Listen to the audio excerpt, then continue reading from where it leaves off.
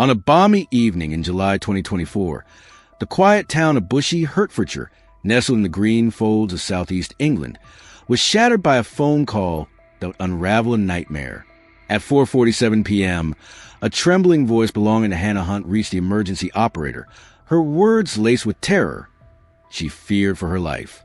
The operator, sensing the gravity, dispatched officers to a modest home on Ashland Close, a street lined with tidy lawns and unassuming charm. Bushey, a haven for families and professionals craving proximity to London's pulse yet cloaked in rural calm, was about to reveal a darkness none could have anticipated.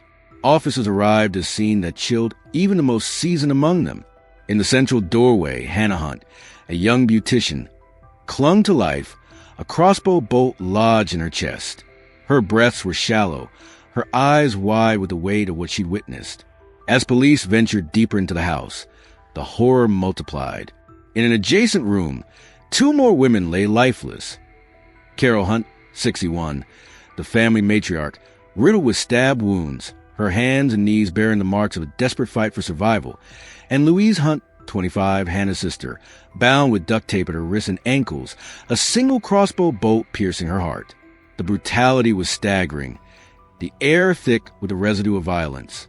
Within minutes, Hannah succumbed to her injuries, joining her mother and sister in death. 3 women, 1 family, massacred in their own home. The killer? Gone, vanished into the evening haze.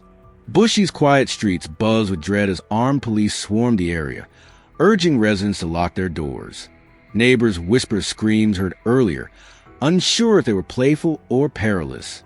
Doorbell cameras and dash cams were scoured, each frame a potential key to unlocking the mystery. The Hunt family, John, Carol, and their daughters Hannah, Louise, and Amy, was well known, a fixture of warmth in the community. John, a charismatic BBC racing commentator, was absent that evening, his alibi ironclad as he called races miles away. Amy, the surviving daughter, was elsewhere, spared by chance. But John had a theory, one that would ignite a firestorm of controversy and expose a web of deceit, misogyny, and familial dysfunction. The trail led to Kyle Clifford, a 26-year-old security guard from Enfield, a gritty town north of London. Kyle was Louise's ex-boyfriend, a man whose reputation preceded him like a storm cloud. Born April 5, 1998, Kyle grew up in a cramped 3-bedroom home with 5 siblings, his childhood a churn of instability. Frequent moves fractured his friendships, and a volatile temper made him a pariah at school. His brief stint in the British Army's Queen's Dragoon Guards only deepened his darkness. Colleagues whispered his obsession with violent videos and branded him a misogynist. Discharged or departed by 2022, he returned to Enfield, taking a job as a security guard where his arrogance and explosive temper alienated co-workers. Locals described him as a ticking bomb, a man who flipped at the smallest slight. Louise, by contrast, was a beacon of light, a dog groomer who ran groom glow from her family's backyard. She was trained in pet first aid and radiated kindness. Her clients adored her, not just for her skill but for her warmth, a smile that disarmed even the grumpiest mornings. She frequented Bushey Grove Gym, her laughter echoing among friends. But in 2022, her life took a fateful turn when she met Kyle. Despite warnings from her family and friends, who saw his red flags, his temper, his controlling nature, Louise believed she could tame him. Love, she thought, could rewrite his story. For a time, it seemed possible. Kyle's rough edges softened in her presence, and by early 2023, they were a couple. But the cracks soon appeared. Kyle's demands grew suffocating. No makeup, no revealing clothes, no leaving the house without his approval. He didn't even live with her, yet his control tightened like a noose. His online habits darkened, drawn to influencers peddling toxic ideologies that fueled his rage against women. Louise's friends watched in horror as she shrank under his shadow, her vibrant spirit dimming. Her family begged her to leave, but love blinded her. She was 25, and Kyle was her first serious relationship, a bond she couldn't bear to break. By June 2024, the strain was unbearable. Louise, overwhelmed, crashed her car into a telephone pole, her emotions spilling over. On June 26, she found the courage to end it. In a text, She poured out her heart. I'm so sorry, Kyle. I don't know that in the future, if we both do the work on ourselves, this could be something amazing, but right now, I owe it to myself to take some space and walk away from my own sanity and health. Thank you for the incredible time we've had this year. I hope you know how much I love you and will for a long time. Kyle's reply was deceptively calm. Thank you for the clarity, Louise. I love you so much and will do for a long time. But the facade crumbled within hours. Hundreds of messages flooded her phone, each more desperate, more enraged. He blamed her family, her friends, anyone who dared pull her away. In his mind, they'd stolen her from him. At 10:51 p.m., Caitlin was jolted awake by two loud thuds downstairs. Her sprawling ranch, a Texas oasis with a green G-Wagon parked out front, was no stranger to strange noises. But these were different, deliberate, menacing. She called her husband, Nick, who was in a separate building on the property.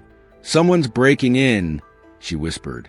Seconds later, a violent crash echoed through the house. 3 masked men stormed her bedroom, one pistol whipping her as they screamed, "Where's the crypto?" Blood trickled from her temple, but Caitlin's mind raced. She knew her crypto wasn't a tangible prize these thugs had grabbed. It was locked in the blockchain, inaccessible without complex keys. They weren't masterminds. They were desperate opportunists, likely tipped off by her ex-post. Nick, listening through the open phone line, sprang into action.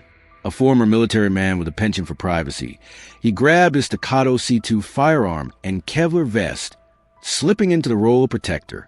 Surveillance cameras, scattered across the property, fed him real-time footage of the intruders dragging Caitlin to the kitchen, her hair gripped tightly by one of the men. She played along, leading them across the driveway to Nick's man cave, a separate building where she knew he was waiting. It was a gamble born of instinct, a silent understanding between husband and wife. As they entered, Caitlin pressed herself against the wall. At the top of the stairs stood Nick, half naked but armed, his gun trained on the intruders. "Duck!" he roared. 3 shots rang out, and the robbers scattered, one screaming, "I've been hit!" Nick pulled Caitlin to safety in a panic room, barricading the door and tweeting from her ex account, "I'm being robbed at gunpoint. This is not a prank. Help!" The move was calculated. Amarant's history of swatting meant police might dismiss a direct call. Minutes later, officers swarmed the property, but the intruders were gone, leaving only a stolen MacBook. Caitlin, battered and bruised, tracked the device using Find My, only to discover it pinging at the same hospital where she was treated for her injuries. One of her attackers, wounded by Nick's gunfire, was likely in the same ER, their paths crossing in a chilling twist of fate. The investigation moved swiftly. A stolen Toyota, bloodstained and linked to the crime, led police to an apartment complex. License plate cameras and a tip about stolen plates pointed to DeMarcus Morris Jr., Dylan Campbell, Brian Salazar Guerrero, and a 16-year-old whose name was withheld. All aged 17 to 19, they were charged with aggravated kidnapping and robbery. Salazar, the getaway driver, confessed to dropping off the wounded suspect at the hospital, admitting the heist was a botched attempt to cash in on Amarant's crypto. The motive was clear. Her ex-post had painted a target on her back, and her fame made her address easier to uncover than she'd hoped. The aftermath was messy. Caitlin's injuries, 3 stitches and bruising, paled against the psychological toll. Nick, forced to reveal his identity, faced renewed scrutiny over past controversies, including allegations of abusive behavior toward Caitlin during their marriage. Online, skeptics cried stage, pointing to the couple's flair for drama and Caitlin's history of pushing boundaries. But the blood, the bullets, and the arrests told a different story. The incident sparked a firestorm of debate. Was Caitlin reckless for flaunting her wealth? Did her provocative content invite danger? Or was she simply a victim of a hyper-connected world where privacy is a luxury? Both stories, Iris's murder and Caitlin's robbery, exposed the dark underbelly of streaming culture. Fame, money, and obsession collide in a digital arena where boundaries blur and consequences are real. Iris manipulated a vulnerable fan, only to pay the ultimate price. Caitlin's well-drew predators, but her quick thinking and Nick's firepower saved her. Yet neither emerged unscathed. Kenichi faces a trial that will dissect his motives, love, betrayal, or both. Caitlin and Nick navigate a world where their every move is scrutinized, their safety never guaranteed. In Shinjuku's neon glow and Houston's humid sprawl, the camera keeps rolling, capturing triumph and tragedy in equal measure.